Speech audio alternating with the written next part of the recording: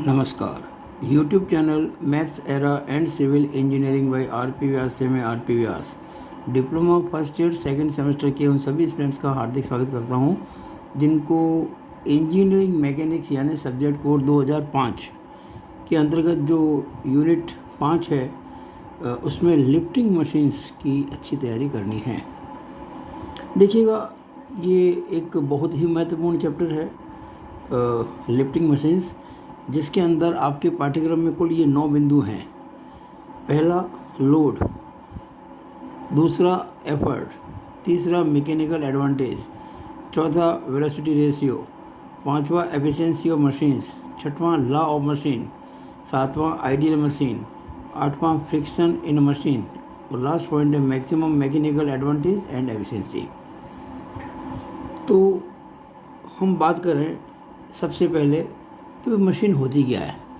सीधी सी बात है, एक व्यक्ति अपने ताकत से कितना वजन उठा लेगा? 50 kilo, 60 kilo, 100 kilo, 200 kilo, 250 kilo weight lifter जो होते हैं।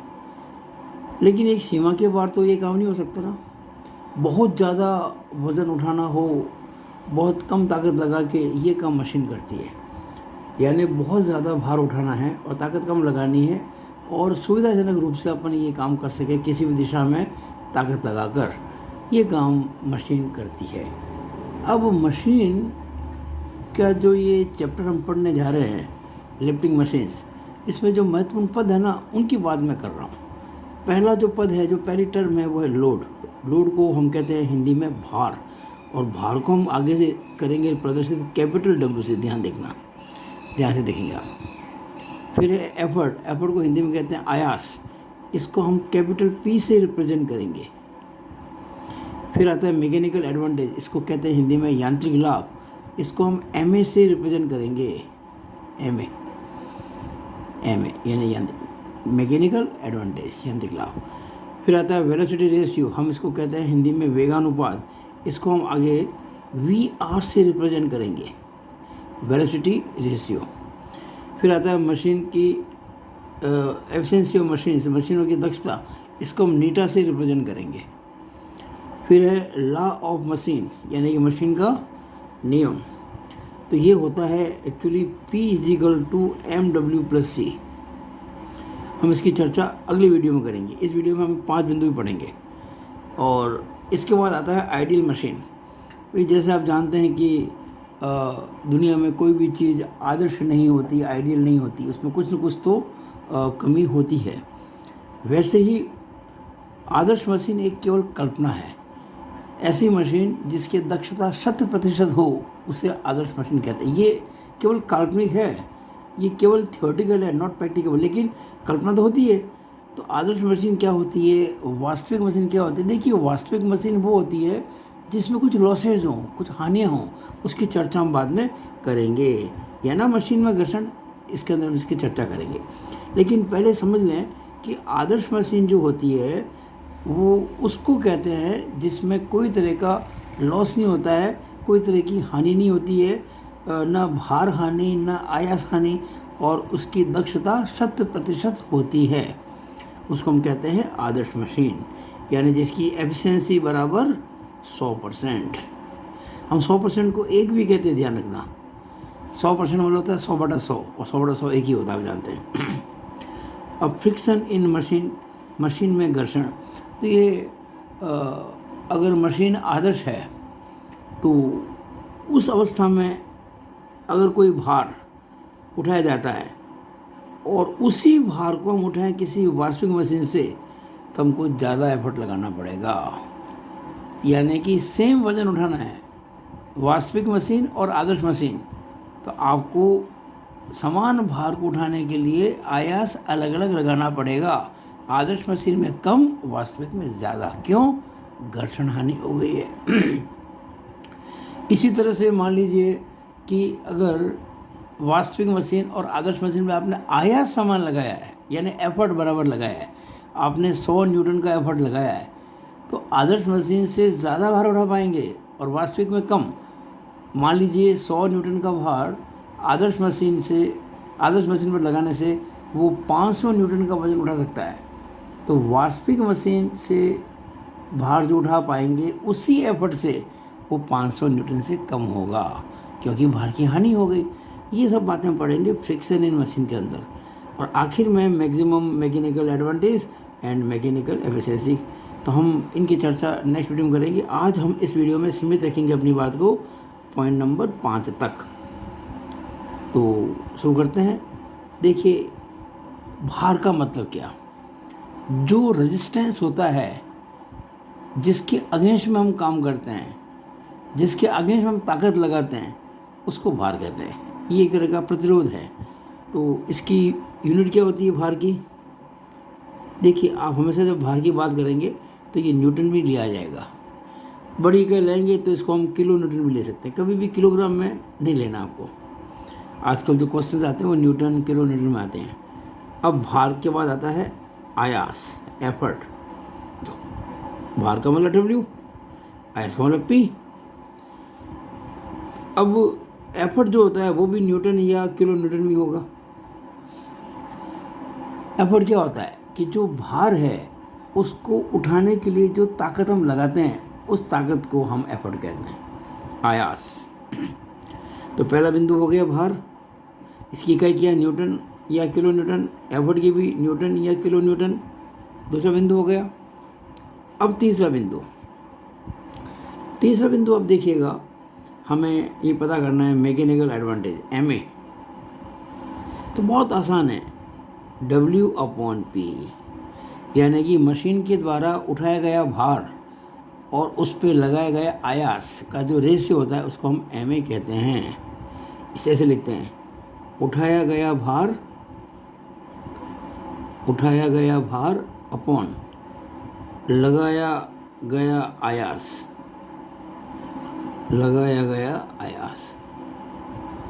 अगर इंग्लिश में कहें तो lifted weight upon applied effort. बहुत इंपॉर्टेंट है ये। MA = W/P। Unit, no any unit. ध्यान देना, नो एनी यूनिट, इसकी कोई इकाई नहीं होती है।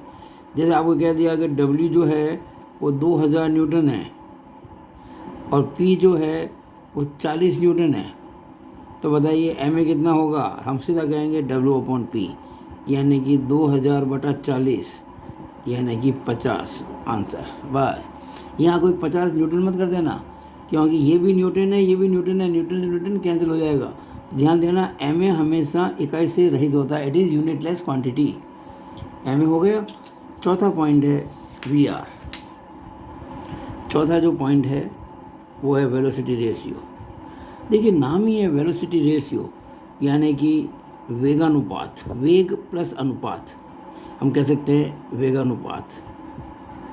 अगर इसकी हम संधि विच्छेद करेंगे ना तो आएगा वेग प्लस अनुपात।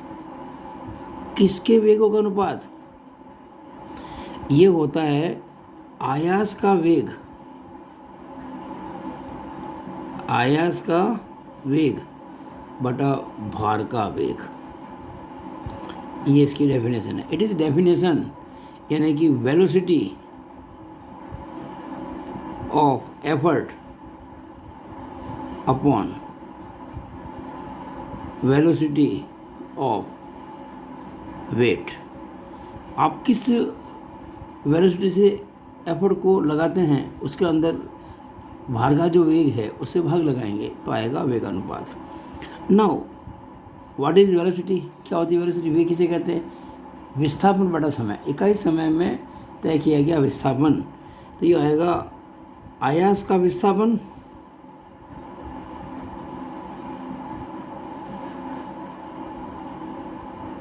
बटा समय। विस्थापन में समय का भाग लगाते हैं तो वेग आता है ना, अपॉन भार का विस्थापन बटा समय। अब समय से समय कट जाएगा। क्यों? कि जितने समय के लिए आप एफर्ट लगाएंगे वेट उतने समय के लिए ही उठेगा। आपने एफर्ट लगाया 10 सेकंड के लिए, तो वेट भी 10 सेकंड ही उठेगा, तो कट जाएगा। इसका मतलब हम सिंपली कह सकते हैं कि velocity ratio is equal to, अब अगर हम मान लीजिए मैंने आयास के विस्थापन को x कह दिया और भार के विस्थापन को y कह दिया, तो x अपॉन वाई हो गया, x अपॉन वाई, क्योंकि वो समय तो कैंसिल हो गया ना, t अपॉन टी कट जाएगा, अपॉन टी यहाँ भी, अपॉन टी यहाँ भी कैंसिल हो गया। यानी कि आयास का विस्थापन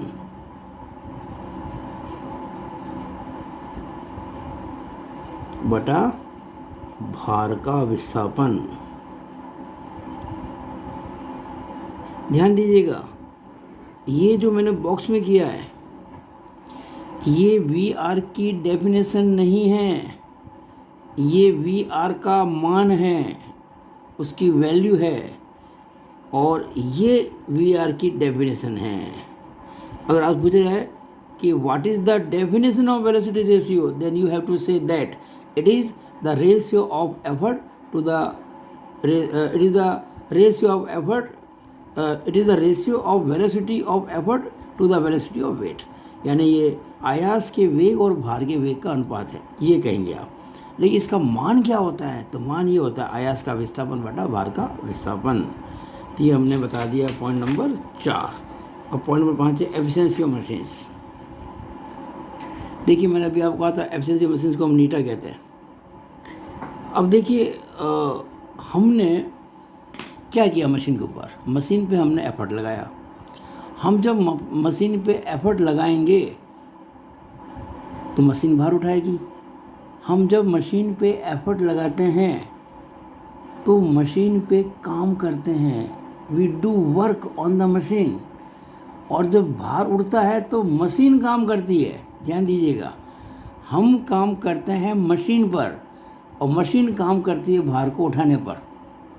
तो हमने इनपुट क्या किया, एफर्ट लगाया, आउटपुट क्या हुआ, भार उठा। और हमेशा ध्यान दीजिएगा, आउटपुट में इनपुट का भाग लगाते हैं तो एफिशिएंसी आती है। आपके 100 नंबर का पेपर है, 90 मार्क्स आ गए, आपकी एफिशिएंसी 90% है, 90/100। आपके 50 मार्क्स का है 100 में से, तो आपकी एफिशिएंसी 50% है, ठीक है ना। आउटपुट क्या है, वो आएगा न्यूमरेटर में, और इनपुट क्या है, वो आएगा डिनोमिनेटर में। तो वही चीज़ है, ये एफिशिएंसी है। तो हम कैसे निकालेंगे, हम कहेंगे इसको मशीन के द्वारा कार्य कितना किया गया, मशीन द्वारा किया गया कार्य। ये मशीन ने कितना काम किया और आपने मशीन पे कितना काम किया, इनपुट क्या दिया आपने, मशीन पर किया गया कार्य। मैं इंग्लिश में बोल देता हूँ, मशीन द्वारा किया गया कार्य लिखने में समय लगता है, मैं बोल देता हूँ मशीन द्वारा किया गया कार्य। वर्क, चलो लिख ही देता हूँ, work done by machine upon work done on machine. Machine के द्वारा कितना कार्य किया गया और मशीन पे आपने कितना काम किया, इसका जो रेशियो है वो एफिशिएंसी होती है। नाउ मशीन ने काम किया, कैसे पता पड़ेगा, उसने कितना भार उठाया, भार उठाया उसने W। कार्य कैसे निकालते हैं, बल इंटू विस्थापन। तो भार उठाया W और विस्थापन भार का कितना है, ये देखिए Y का मैंने इसको, और work done on machine, machine पे क्या किया आपने, एफर्ट लगाया P, और एफर्ट का विस्थापन कितना है X, ये हो गया। अब देखिए इसको मैं ऐसे लिख सकता हूँ, W/P upon X upon Y। अगर मैं इसको सॉल्व करूँगा तो ये तो आएगा, देखिएगा ये W/P, ये अपॉन को इंटू करूँगा तो Y ऊपर चला जाएगा, X नीचे आ जाएगा।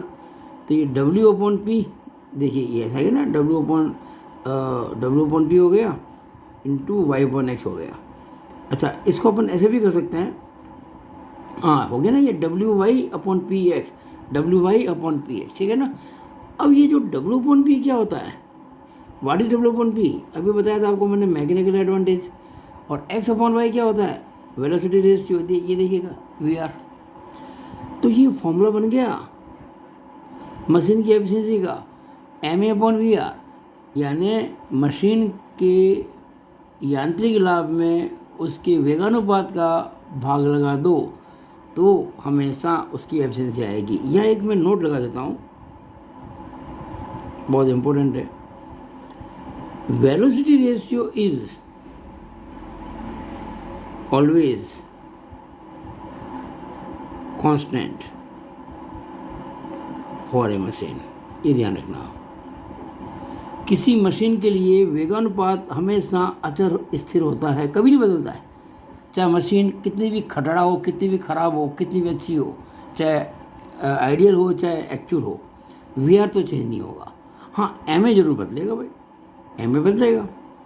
आदर्श मशीनें एम ए ज़्यादा होगा, वास्तविक मशीनें एम ए कम होगा। अपन इसकी चर्चा बाद में करें, लेकिन एक बात ध्यान रखना, वी आर हमेशा कांस्टेंट होता। कारण क्या? तो विस्थापन है। चाहे मशीन ख़राब हो चाहे अच्छी हो, विस्थापन तो वही करना पड़ेगा जो करना होगा, उसमें क्या फ़र्क पड़ने वाला है। तो वी आर इज़ कांस्टेंट। तो ध्यान रखना, एफिशिएंसी हमेशा एम ए पर डिपेंड करती है। हम ये भी कह सकते हैं efficiency is proportional to mechanical advantage for a machine. ध्यान रखना, क्योंकि उस पर्टिकुलर मशीन के लिए वी आर तो कांस्टेंट है, तो जितना एम ए ज़्यादा होगा उतनी एफिशिएंसी ज़्यादा होगी। तो इतना ही मुझे आज आपको बताना था, और मैंने आज आपको ये 5 बिंदु समझा है। भार W, आयास P, यांत्रिक लाभ MA, वेगानुपात VR और एफिशिएंसी ऑफ मशीन नीटा। इसकी हमने चर्चा की। अगले वीडियो में हम आपके लिए शेष जो बातें हैं उसकी चर्चा करेंगे। आपको मेरा वीडियो कैसा लगा? अच्छा लगा हो लाइक और शेयर करने में कंजूसी ना करें, और मेरे YouTube channel maths era and civil engineering by R Vyas को ज़रूर आप सब्सक्राइब कर लें। It is all over about this video. Thank you.